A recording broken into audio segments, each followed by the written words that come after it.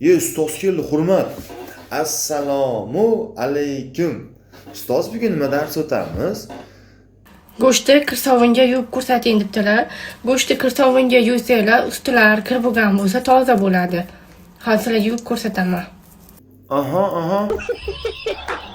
Suvga mana go'shtni solaman. Aha, tashladik.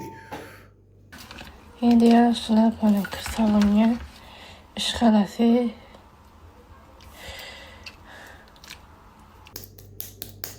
Aha, ustoz yaxshilab ish qilyapmanmi? Yaxshilab mana kirsovinda ishqalab yuvaman.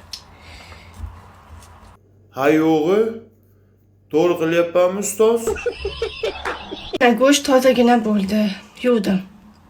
Rahmat ustoz, qarang, meniki ham toza bo'ldi. Ani faqat anti yirtilib qoldi-da, bu nimadan bu? Ko'p ishqalagandanmi ustoz?